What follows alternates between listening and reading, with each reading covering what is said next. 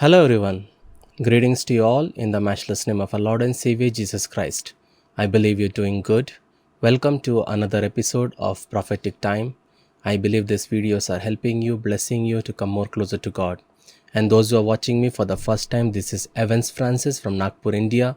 I'm an evangelist into full-time ministry from last 14 years. And if you haven't subscribed to this channel, do subscribe, hit the bell icon, so whenever I come live, I share a video or a post, vision from the Lord, a dream from the Lord, you will be notified. And I believe that we are living in a time where sin is growing, and it is very important that we have to live our lives seriously. And I believe today's message is going to help you to analyze yourself, to search yourself, to examine yourself, so that you will be able to live a God-fearing life. Remember, the love for Christ is getting low and low. It is decreasing at a very high stake. And a lot of people, for them, the love of Christ is just a religion, and they say we love Jesus, but in their heart, mind, and soul, they love the world. And we live in a time where the things of this world mesmerizes people. And but I believe that we need to check ourselves, that who is our first love, and we need to check ourselves, are we right with God?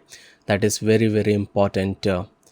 Many people don't even imagine that one day they're going to meet Jesus, one day they have to give an account. It doesn't matter to them at all. But that is very, very important in our life, and we have to keep and check on our lives. And as people who train themselves, they keep a book for themselves. They keep all the accounts of theirs, how they're exercising, how is they're eating. Like that, we have to put a checkbook in our lives, that we check ourselves, our life, physical life, social life, mental life, emotional life, financial life, that how we deal with it. That is very, very important. So without wasting a lot of time, let us pray and dive into the word of God. Father God, we come to thy presence in this wonderful time. Master Lord, we come to your throne of grace. I give your children into thy hand, their lives into thy hand. I give today's word into thy hand, Abba. I give myself into thy hand. Give me the strength and courage to share your word in its context, and no plan of the devil, no plan of the evil one prevail, Master. I cancel all the disturbances in the name of Jesus. In Jesus' precious name we pray. Amen, amen, amen. Repentance is more than turning away, it is turning to. And when we have a life with Christ, it is very important that we have a lifestyle of repentance. I ask you a question, that when was the last time you came on your knees and you repented? It is very important. We think that we have received Jesus, we believed in Jesus, and we are baptized, and we also got the Holy Ghost, so we don't need to repent. But that is one of the biggest mistake a lot of people do. And if you don't have a lifestyle of repentance, you will slide into sin. And that is very, very important, that you analyze yourself, you search yourself, you examine yourself, that are you in faith?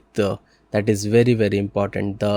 Yesterday I was giving this example to youngsters also, whom I'm grooming, that if you have lot of photos in your phone, if you don't delete it after a certain time, the phone starts to hang.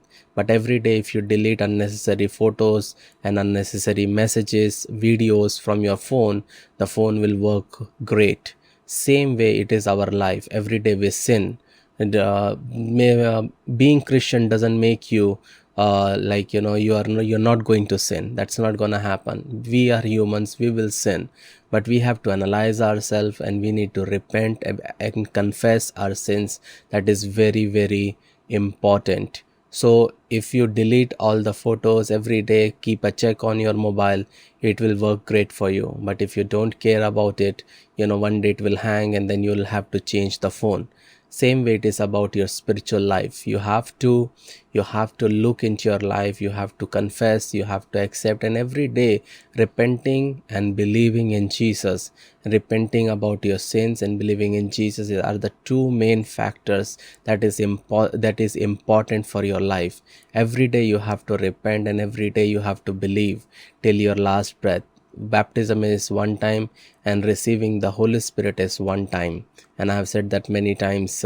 When we read Isaiah chapter 55 verse 7, it says, "Let the wicked change their way and banish the very thought of doing wrong. Let them turn to the Lord, that he may have mercy on them. Yes, turn to our God, for he will forgive generously." Remember, our God is a God who forgives our sin. Remember, we also need to forgive our brothers and sisters in Christ who have wronged us. That is very, very important. Today we will see the word from Luke chapter 13 verses 1 to 9. And the first part, it is a call for repentance, and second we will see the parable of the barren fig tree. And I believe this message is going to immensely bless you. Remember, I always say one thing: doesn't matter how many videos you watch, doesn't matter how many sermons you listen, if you don't put it in action, it is waste. You can listen to a lot of sermons, but I tell you something, in hell there will be a lot of people who have heard lot of sermons, but what they have missed out is putting them into action. So when you listen to a word, I know many of you take notes, many of you share the word in your church and in your congregation. It is right to copy. You can share with anyone you want, but what is important is that when through the Holy Spirit you feel that this is the word for me, I need to put it in action, what you have to do is you have to put it in action. You have to forgive, and if there is anything the Lord reveals to you that you need to bring a change in your life, you have to do that. You are not pleasing me, you're not pleasing your spouse or your pastor or your church. It is between you and your God. Remember, your faith is gonna save you. Pastor's faith is not gonna save you. Your spouse's faith cannot save you. It's your faith in him that is very, very important. So when we read from Luke chapter 13 verses 1 to 9, it says, "About this time Jesus was informed that Pilate had murdered some people from Galilee as they were offering sacrifices at the temple. Do you think those Galileans were worse sinners than all the other people from Galilee?" Jesus asked. "Is that why they suffered? Not at all. And you will perish too unless you repent of your sins and turn to God. And what about the 18 people who died when the tower of Siloam fell on them? Were they the worst sinner in Jerusalem? No, I tell you again that unless you repent, you will perish too." Then Jesus told this story. "A man planted a fig tree in his garden and came again and again to see if there was any fruit on it. But he was very disappointed. Finally, he said to his gardener, 'I have waited 3 years and there hasn't been a single fig. Cut it down, it is just taking up space in the garden.' The gardener answered, 'Sir, give me one more chance. Leave it another year, and I'll give it special attention and plenty of fertilizer. If we get figs next year, fine. If not, then you can cut it down." Beloved, we are blessed to see one more year in our lives. Through all the ups and downs, mountains and valleys, joys and sorrows, victories and defeats, good days and bad days, we can see one more year. And that should be enough for us to say a big amen. That should be enough for us to say thank you, Jesus. That should be enough to us to say a big hallelujah in our life, that we are able to see one more year. There are thousands and lakhs of people have died last year due to COVID-19, but we are still alive. God has kept us safe and sound. For that, we need to have an attitude of thanksgiving. We should all be dead since the moment we were conceived with a sin nature. And death could have taken us in the womb, it could have taken us in the crib, or the playground, or at school, at work, at home, at streets. And there are enough problems for each of us. When we look at our life, there is depression, there is diseases, disappointments, failures, threats, lies, hate, deception. But thank God that tower didn't fall on us, because God is merciful, compassionate towards sinner, and hold back his anger. And this passage what we have read occurs during the last year of Jesus' public ministry, and that was the year of controversy. Jewish leaders were seeking to silence him, and here he is teaching in Judea before a multitude. For them, bad thing happens to good people because they sin. Like Pilate, a Roman governor, killed some Galileans, Jews from Jesus' region, and mingled their blood with their sacrifices. A tower in Siloam in Jerusalem fell and killed 18 people. Were they worse sinners? That was the question Jesus raised. Like when we see examples in the Bible, like we see Job's life, when we see three Hebrew boys, Shadrach, Meshach, and Abednego, when we see Elizabeth and Zacharias, and were they sinners? That is the reason they have suffered in their life, or they had to wait a longer time. No, they were not sinners. When we see tsunami kills lakhs and millions of people, when we see Christians getting beheaded, when we see tornadoes and floodings taking place across the world, when we see people getting sick and some lost their loved ones, and we ask this question, and many of us have asked this question: why does God allow such things to happen? The victims were worse sinners, or what is the reason? For Jews, yes, if it is happening, they think they were the biggest sinner. But for Jesus, it's a big no. And why? Because God expects repentance. Remember, that's just very important. When things taking place that is out of human control, when natural calamities take place, you need to know that God is giving a message that we need to repent of our sin, and we need to come back to our first love. That is very, very important. Then Jesus gives a parable, and a parable is a simple story to illustrate a truth, and Jesus used these parables a lot. The parable moves from familiar to a truth which challenges the hearer. For example, why should a shepherd risk his life to find a lost sheep when 99 are safe? And when we read the word of God, we see many parables Jesus shared and told his disciples and people. We see the parable of the sower, the wheat and weeds, the rich fool, the two builders, the thief in the night, the 10 virgins, the wedding feast, the rich man and the Lazarus, the good Samaritan, the prodigal son, the lost coin and lost sheep, and many like that. But about this fig tree which we have read, you need to know that this is you and me. This fig tree, first thing you need to know that this fig tree was planted in a vineyard.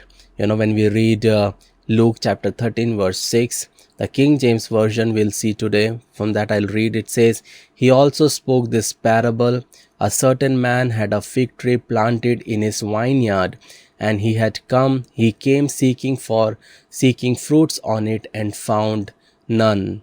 When we see about fig tree, they are mentioned 60 plus times in the Bible. They were and are very common and valuable in Israel. Adam and Eve used its leaf to cover nakedness. Figs were vital part of a Hebrew diet. The first ripe figs were very valued. Good figs were image of believers, and rotten figs of wicked men. The fig trees were often a symbol of Israel. A fig tree would grow to about 25 feet high and 20 feet wide. The fruit used to look like a small plum or a mango. They provided fruits about 2 to 3 times a year. They grew on their own but flourished well when catered for, and great shade tree because of the density and the size. But first thing you need to notice is that this fig tree was planted in a vineyard. But if you know the truth, vineyards are supposed to grow grapes, not fig tree. Fig trees grow by the wayside on hard ground. They depend on the rain to grow. But something special about this fig tree. Second thing is that it was planted by someone. And third, we can see that it was located in a vineyard, a soil that is fertile, a a ground that is fertilized well, so tree could flourish. The fourth thing you can see here is that someone cared for the fig tree so it had adequate irrigation and sunlight. He trimmed the branches, dug up the soil, fertilized the ground. He provided for the trees every need. But when we see, the fig tree was not a product of chance. No, the tree was planted in the vineyard because the planter had the purpose in mind for the planted. Remember, beloved, that you and I are like this fig tree. God has taken us from the wayside and moved us from the hard ground of darkness and despair, from the wayside of hopelessness, no peace, no joy, and planted us in His vineyard. He placed special blessings in our life. I am glad to be part of God's vineyard where we are constantly fed for God's word. We don't have to worry about tomorrow, for my God shall supply all my needs and your needs according to His riches and glory. It's a privilege to be a part of God's vineyard. When when we are burdened, we can take it to God in prayer. When we are weak, He is strong. We know our help comes from. David said, I will look unto what? He said, I will look unto the hills. But remember, many times in our life, we are like this fig tree. Remember, we are not supposed to be where we are today. It is all grace of God that we are today alive and we are able to do more for the kingdom of God. We always need to know that we are supposed to be going to hell. We were supposed to be living in darkness. It is the grace and mercy of God that we are alive and we are on our way to heaven. It's because of Jesus' sacrifice. It's because God sacrificed His only begotten Son, so that whosoever believes in Him should not perish but have eternal life. Many times we become like this fig tree, and many times we forget where we were and how from where God has brought us back. That is very, very important, beloved. Never forget who you were. Never forget from where you came. That is very, very important. Second thing we see when we read Luke chapter 13 verse 6 is that one day the owner of the vineyard showed up expecting fruit. When we read verse 6, it says, He also spoke this parable. A certain man had a fig tree planted in his vineyard, and he came seeking fruit on it and found none. Remember, one day the owner made his way past all the other plants and headed for this fig tree because he had a hunger for figs. On his way there, he was probably getting excited over the chance of finally eating from his tree. The Bible says he came and sought fruit thereon. The searching of a fig tree was not ordinary. Sought in Greek implies careful examination. From a distance, this fig tree looked like it had fruit.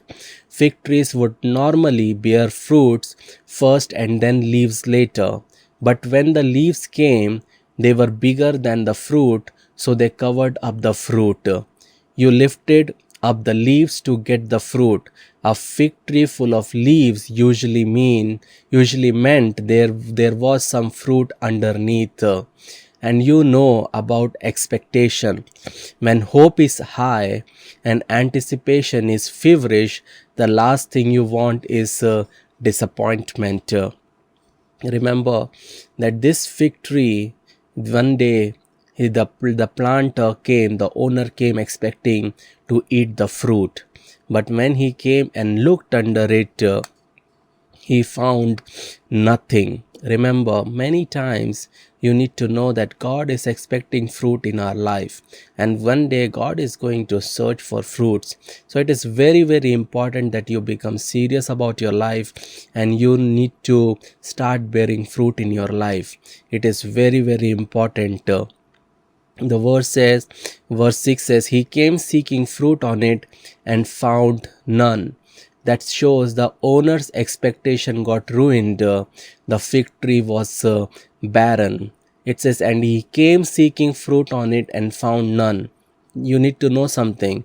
The owner kept coming for 3 years, that is 36 months, 156 weeks, 1095 days, 26,280 hours, and 4,73,040 minutes.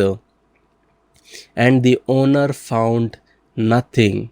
This tree had been given everything it needed to flourish: good location, good soil, good sunshine, abundant water. Still, this tree was not fruitful. Nationally, Israel was just like this fruitless fig tree. They had all the signs of spiritual life, but no fruit.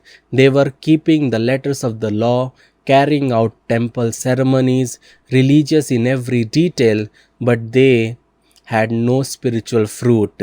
Israel had gone to leaves, but no fruit. Israel looked alive, but was spiritually barren. They were planted in a good land, had the word of God, the prophets of God, the temple of God. They had everything that needed for a spiritual bumper crop, and they remained fruitless. How many of us who is watching right now are like that fig tree, beloved? The looks good on the outside, fruitless on the inside. Looks good to those who hardly know us, looks good from afar.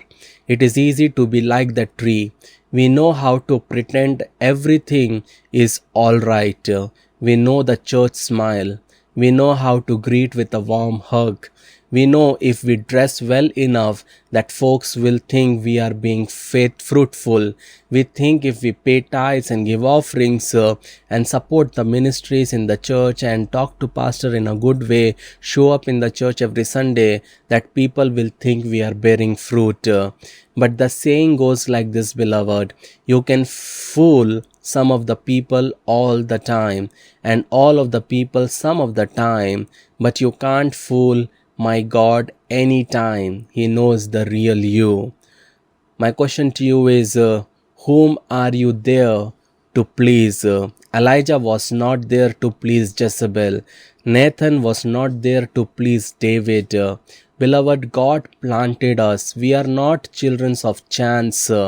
Man looks at the outward appearance, abundance, sweet talk, and think everything is fine. God looks at the heart to see if we treat our husbands, wives well, or others with patience and respect. If we spend time with Him in prayer, we know He knows if we do things only to be noticed. We put the mask on every Sunday but engage in the same sinful practice. We do not give God our best. My question to you is, are you like this fig tree, that you are getting everything best from the Lord, but when somebody looks at your life, when God looks at your life, all He sees is barrenness. And when He looks at your marriage, it is barren. When He looks at your spiritual life, it is barren. When He looks at your financial life, it is barren. When He looks at your friends' life, friendships and all, that is barren. Why? Because you are not doing what is supposed to do. But when you see something like this happens, God wants to cut you down, like the owner wanted to cut it down, because it was wasting soil and space. When we read verse 7, it says, Then he said to the keeper of his vineyard, Look, for 3 years I have come seeking fruit on the fig tree and find none. Cut it down. Why does it use up the ground? Beloved, we are his personal property, placed in a privileged position, planted in a vineyard. But the fig tree was useless and worthless. 3 years the owner went through the same routine, came expecting fruit and found none. So he says, cut it down. Why to render something useless? When we read Job chapter 14 verses 7 to 10, it says, even a tree has more help. If it is cut down, it will sprout again and grow new branches. Though its root have grown old in the earth, and its stump decays, at the scent of water it will bud and sprout again like a new seedling. But when people die, their strength is gone. They breathe their last, and then where they are, no, this tree. And when we read Mark chapter 11 verses 12 to 21, there we can see the fig tree was cursed and it slowly dried up from the root, but not this tree. It was to be suddenly cut down without it having no more time.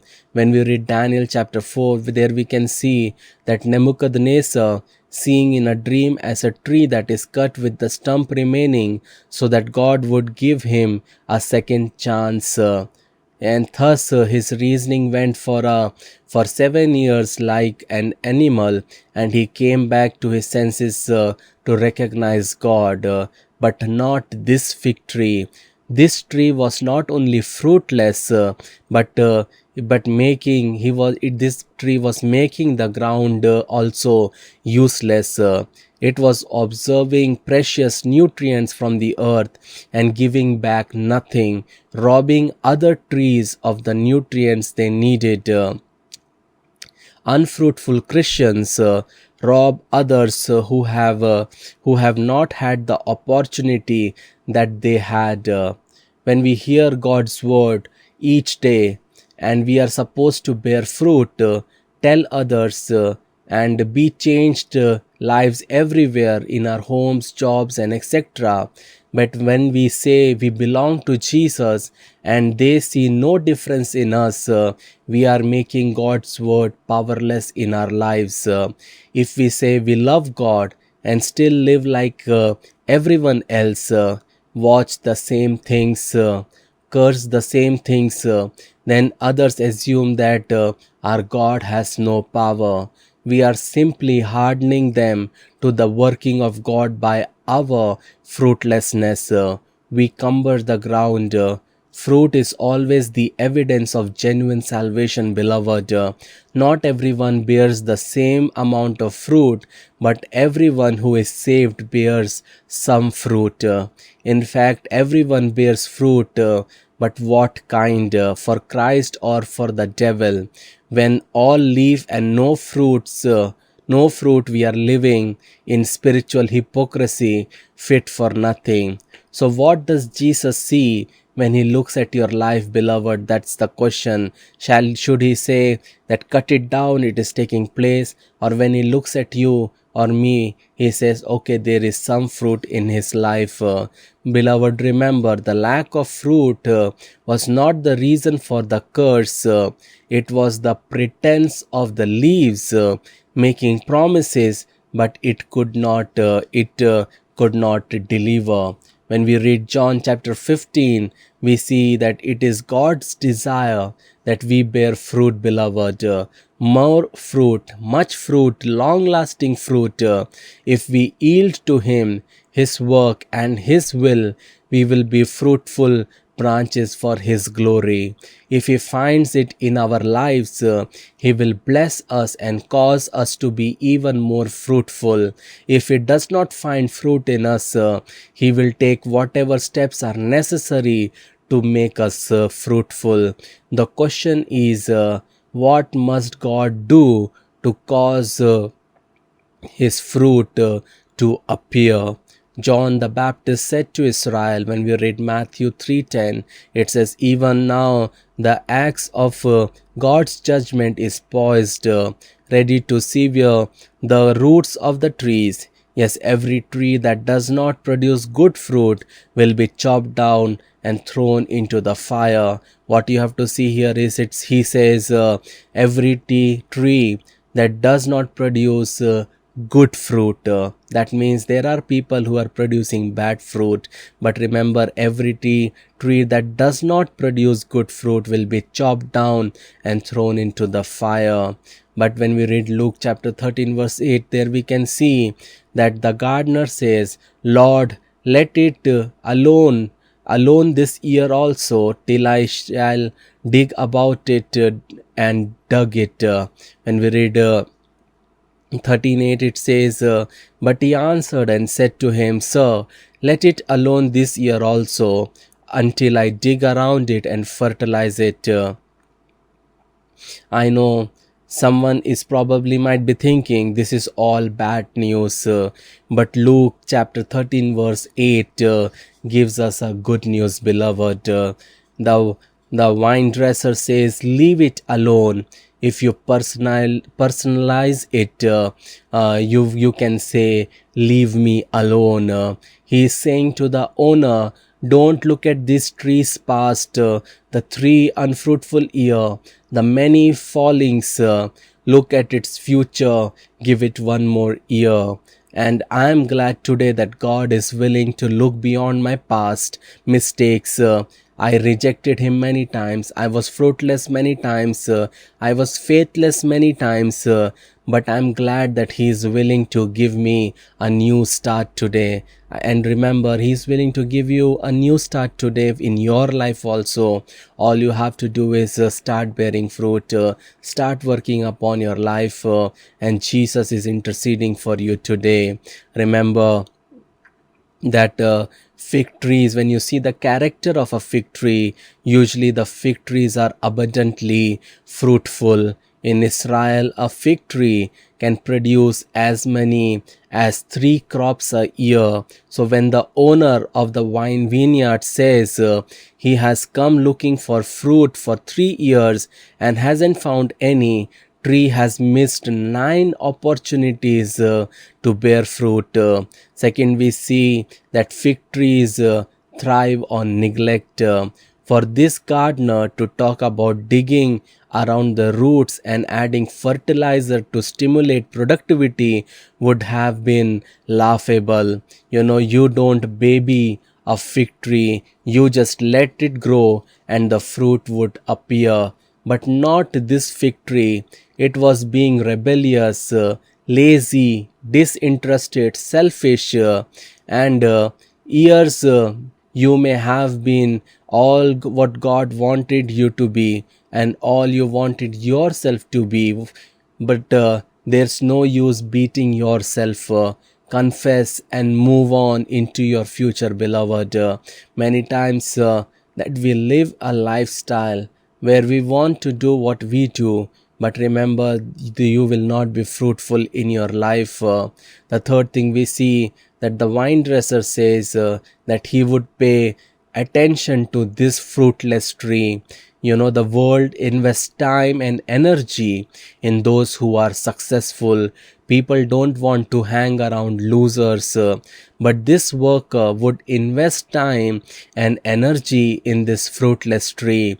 That sounds like God to me. He doesn't give up on us when we mess up. He comes down and works with us.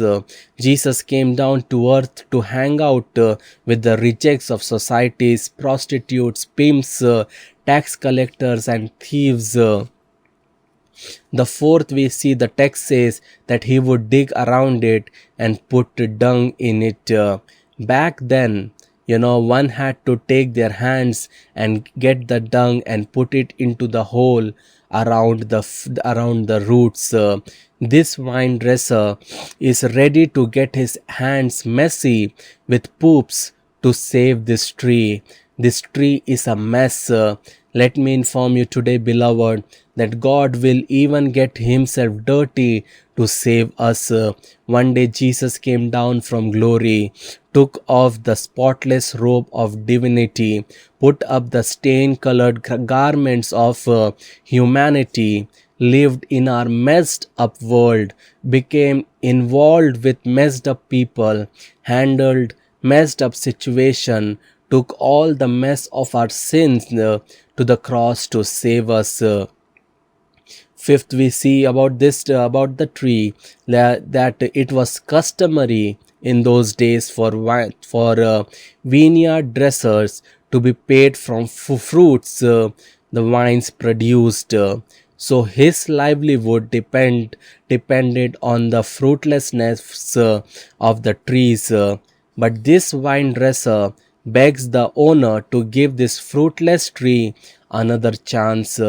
By doing this, he is in effect linking his future salary, livelihood with the fruitlessness of this tree.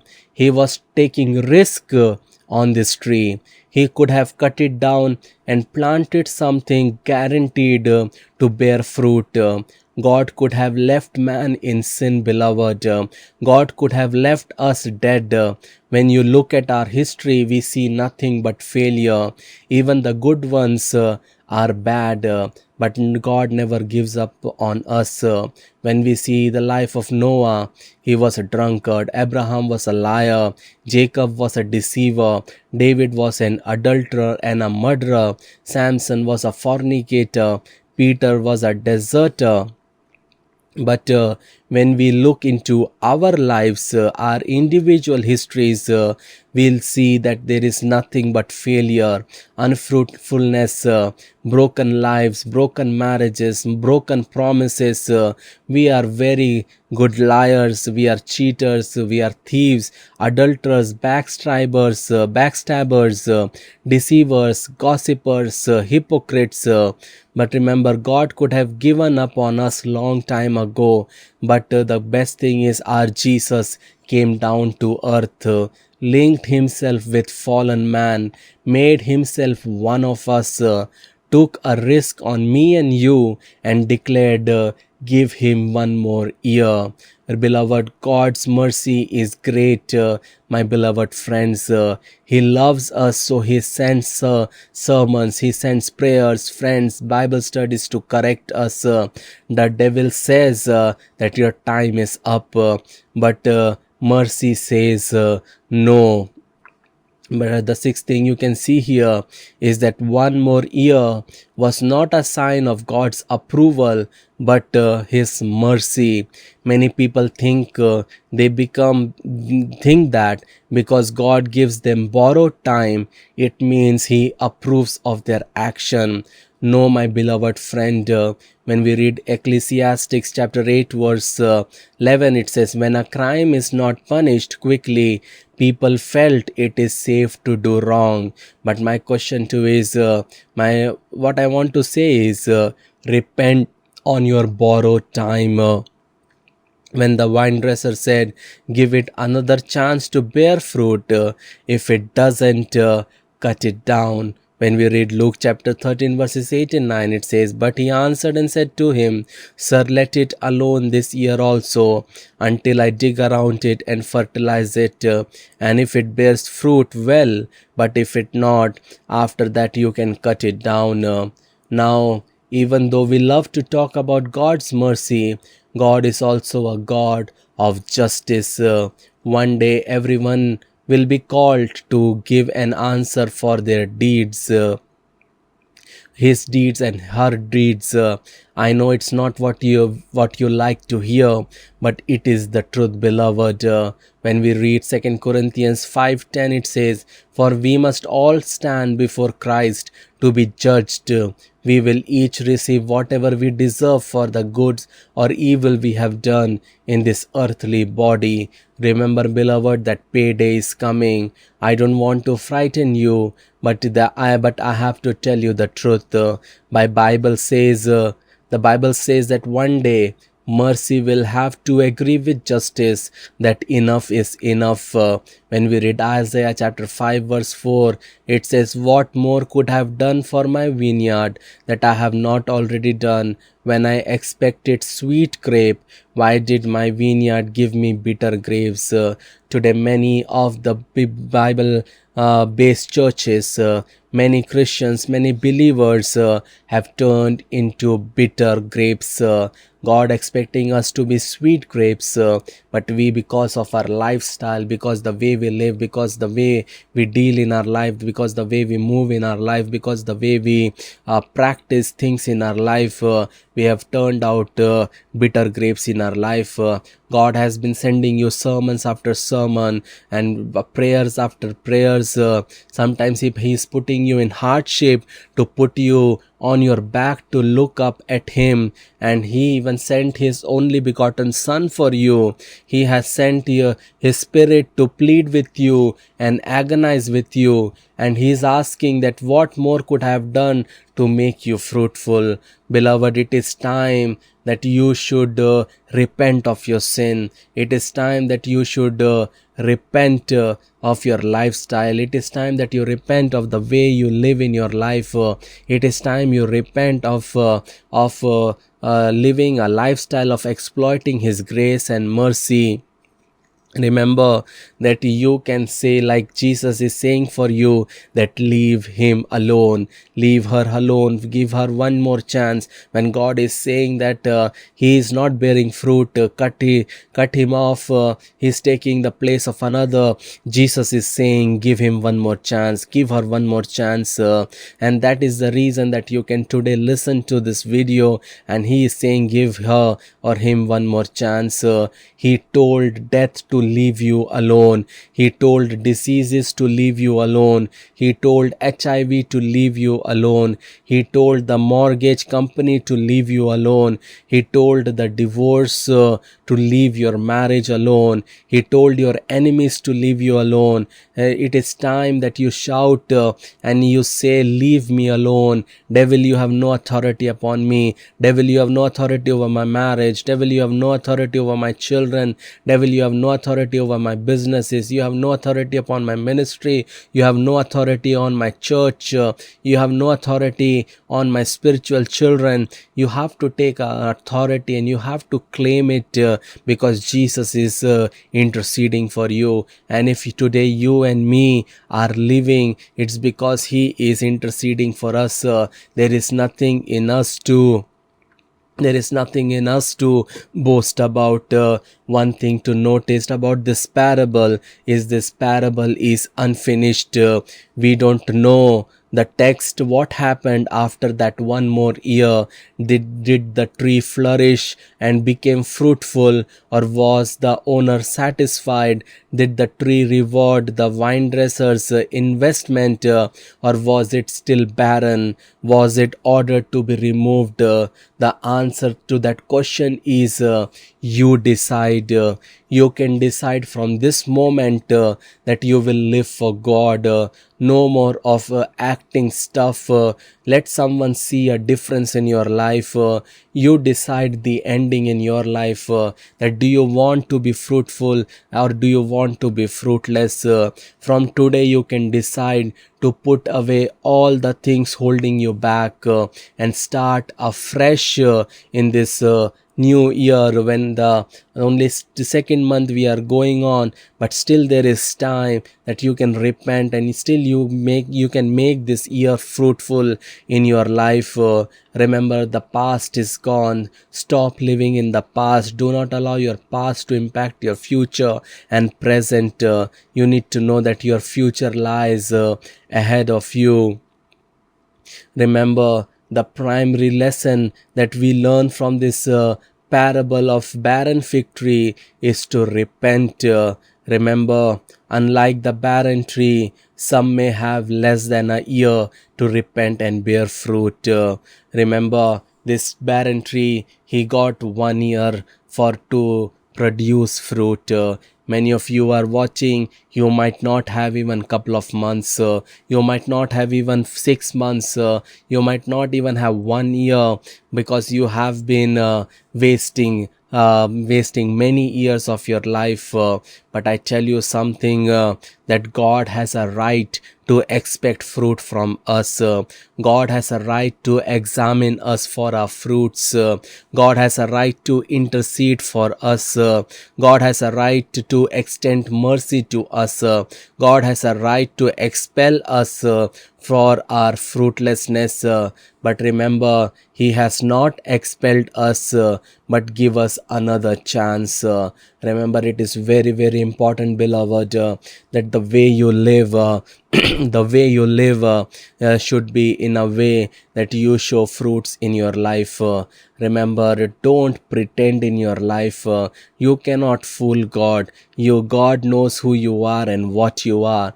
Become loyal, become true, live a life where you can be honest with yourself. Don't wear always the garment of pretense. God's hate people who pretend. The God hates hypocrites. God loves a person who is truthful. You have to learn to be truthful and live and become a person that God desires you to become. Remember, you will ask me a question: how can I make use of borrowed time? Remember, every day you live in sin, you need to know that you are living on a borrowed time. Every day you waste, you are living on a borrowed time. Remember, when God looks at you, He only looks at you that you are wasting your time, you are wasting your life, you are living in sin, and you are not concerned that whether your father or mother goes to heaven. You are not concerned about whether your sister and brother and your relatives will go to heaven. You are only concerned about yourself. But God wants you to be fruitful. He wants you to be concerned about you and your family, your relatives, your friends, and your loved ones. He wants you to become serious, that you need to save them. You need to tell them about Christ. You need to tell them that get straight with God, or you will never be able to see Him. You have to become the bad one. You have to become the bad mouth, and you have to tell the truth. Doesn't matter whether people likes you or not. Doesn't matter people loves you or not. You have to tell them, and you have to start being fruitful. I tell you something, doesn't matter how many fruit gifts of the Holy Spirit you have. It's not the gift of the Holy Spirit that will determine your destiny. It will be the fruit of the Spirit that will determine your destiny. Because on that day, many will say, I have prophesied in your name, I have done healing and miracles in your name, I have done this and that in your name. And Jesus will say, who are you? I do not know you. Get away from me. Remember, you can live and walk in the supernatural and still end up in hell. But remember, if you have the fruit of the Holy Spirit, you are definitely guaranteed you are going to heaven, because you cannot pretend. Fruits will not come just like that. Nobody can pretend a fruit in their life. Remember, there are people who pretend in church. They pretend to the church people, to the beloved brothers and sisters in Christ. But remember, the truth will come out. And remember, only the truth will set you free. It is very, very, very important, beloved, that you become right with God. So you will ask me, how do I make my borrowed time useful? First thing you have to do is surrender your life to Jesus. Surrender your marriage to Jesus. Surrender your ministry to Jesus. Surrender your spouse to Jesus. Surrender your children to Jesus. Surrender your businesses to Jesus. Surrender your plans to Jesus. That is very, very important. Do not rely upon yourself. Trust in the Lord and submit to Him. That is very, very important. Surrender your life to Him. Remember, when you go to church and you sing all to Jesus, I surrender. Remember, but when you live your life, you are not living according to it. You need to know that you are pretending. You are pretending. When you just listen to songs, you sing the song, but when you don't act like it, you are pretending, like that fig tree. And remember, the axe has already been kept on your foot, on the feet of the tree. Second you need to do is Forgive yourself of wrong you may have done in the past and believe there is still hope. Beloved, it is very important that you forgive people. I always say one thing: I forgive people, but I don't forget what they have done. What does that mean? That means that you forgive others so that you can live in peace, but don't never forget what they have done. Otherwise, they will again come and hurt you back. Remember, you have to make boundaries in your life. Which type of people will be there in your life, and which type of people will be there in your family, in your church, in your ministry. You have to analyze that. You have to learn from your mistakes. You will be a fool that if you allow a same person to come back again and again and destroy the love, joy, peace God has given you. So second thing you have to do is surrender yourself, and surrender to Jesus every wrong things that you have done, and repent of it. And you need to believe that there is better days ahead of me. You need to believe that there is still hope for me. That is very, very important. The third thing you have to do is believe and meditate on the word of God. Remember, today we live in a time where people don't know the word of God. We live in a time where people even don't know the first 5 books of the Bible. They don't know how many number of books are there in the Bible. They don't know what is the last book of the Bible. They don't know about anything, because they are just going to church as a religion, and now only on Sundays they go to the church and listen to sermons. Apart from that, what they watch, what they see, what they listen is totally worldly, and they are not feeding their life with the true word of God. But beloved, we are called to feed ourselves with the word of God. Remember that fig tree was getting all the nutrients, he was getting all the fertilizers, but he was still not bearing fruit. And that's the reason the owner said cut it down, because it is taking space of another tree. Remember, you go to church, you listen to sermons, you pray and you listen to prophecies, and but still you are not bearing fruit. Why? Because you don't know how to do it, because you are so much in the world that the things of God doesn't mesmerize you. Things of God looks like a boring thing for you. It looks like old school for you. It's not cool enough for you. But remember, we need to become a person where God can be manifested. God may be magnified. That is very, very important. The fourth thing you have to do is live a pure and holy life. You want to bear fruit in your life, you have to live a holy life. You will say, Evans, you just said that we will sin. Remember, sin doesn't mean that you are bound to enjoy it. Remember, when we sin, we have to hate sin. You can never overcome sin until and unless you hate it. There are many people who always tell me that Evans, pray for us, I am in sin. I always tell them that my prayers will not help you until and unless you hate that sin, until and unless you stay away from that sin, until and unless you stay away from wrong friendship and groups. Remember, you can pray through any pastor, any evangelist, any apostle, but I tell you something, nothing will happen until and unless you want that, and you desire and you fight against it. It is just that you use an excuse. I know people who say, you pray that I should not sin. I said, do you enjoy sin? When you enjoy sin, you tell people to pray. But when you don't want to sin, you don't have to tell people to pray for you. You just come on your knees, you fight your battle, and you fight on your knees and you pray to the Lord. Lord, help me, and He will help you. Holy Spirit, help me, He will help you. But until and unless you resist the devil, he will not flee from you. The fifth thing is that you praise God always for your situation. That is very, very important.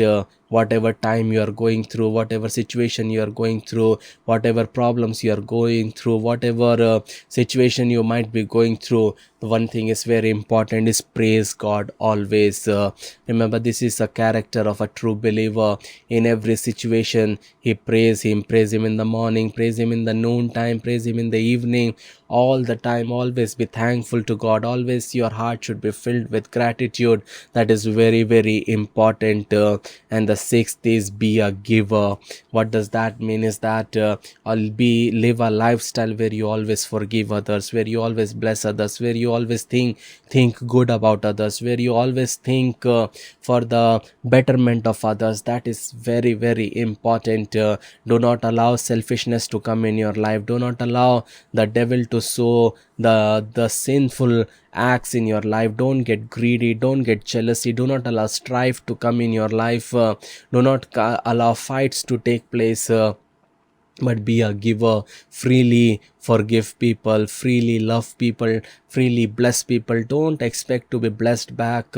Don't expect someone will value you. Don't expect people will love you and care for you. All you have to do is be a giver. Always be ready to give. Always be ready to walk in truth. That is very, very important. Beloved, this message is all about living your life seriously. Don't become like this fig tree. Don't take someone else's place. Don't make God think that he is giving you opportunity after opportunity, but you are not making use of it. Live a life where God can be proud of, where God will not feel bad of claiming to be your God, but God will feel proud to be called as your God. Live in a way that you can make Jesus proud. Live in a way that you can make your family proud. Live in a way that you can make your spouse proud. Live in a way that you can make your children proud, and they can proudly say that he is my father, he is my mother, she is my sister. Live in a way that your family, your friends and relatives, when they look at you, they should say, she is different, he is different. He walks with God. He will never compromise with his faith. Live in a way like that, and when you live that, already you will know that you have started to bear fruit. Remember, every tree is supposed to bear fruit. My question to you is, what type of fruit you will bear?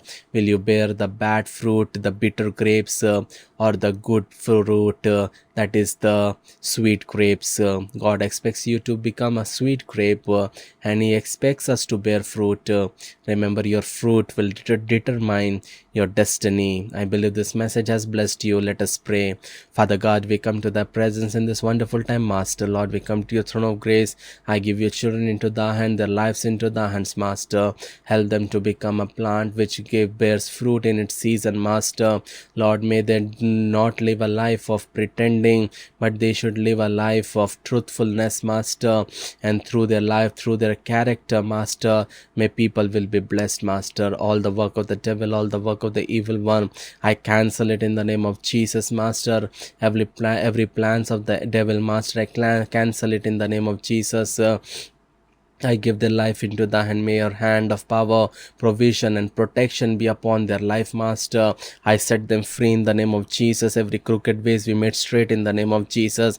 Every mountainous situations be turned into valley in the name of Jesus. Every sickness and disease they are struggling with be removed from their life right now in the name of Jesus. Every abdomen pain be removed from their life in the name of Jesus. Every spirit of obesity be removed from their life in the name of Jesus. Every pain in the lower regions of their body be removed in the name of Jesus. Every pain they are suffering in their body be gone in the name of Jesus. From head to toe, Lord, I claim complete healing, deliverance and restoration upon their life in the name of Jesus. Lord, you're doing it. For that I thank you, Master. No plan of the devil, no plan of the evil one prevail, Master. I set them free in the name of Jesus. May your angels guard them and protect them, Master. Help them to reach to their destination, Master. Lord, help them to bear fruit, Mabba, and do not give up on them, and do not allow them to live in sin, Master. Every wrong people, every wrong friendship be removed, every wrong alliance be removed from their life, Master. Only the people chosen by you to should remain in their life. Every person that brings them more closer to you should be there in their life, Abba. Lord, you're doing it for that. I thank you. I set them free in the name of Jesus. Every spiritual blindness be removed from their life in the name of Jesus. Every spiritual deafness be removed in the name of Jesus. Every spiritual blindness and every spiritual deafness that has been removed, Master, may it not come back again in their life, Master. Let the Spirit of truth reveal them the truth, Master. No plan of the devil, no plan of the evil one prevail, Master. Everyone they are looking for their miracles, Master. I give their prayer request into the hand, Master. I give their marriages into the hand. I give the spouses in their hand. I give the children into their hand. I give their blessings into their hands, Master. I cover each one of them and every set topics with your Son's precious and holy blood. Seal it with your blood word, with your holy fire. I cover it, Master. Lord, you're doing it for that. I thank you. You increase, we decrease through our life. Let alone your name be glorified. Help us to become a person you desire us to be. Through our life, through our character, Christ be seen. In Jesus' precious name we pray. Amen. Amen. Amen. I believe this message has blessed you. If this message has blessed you, see to it that you share this message with your friends and loved ones.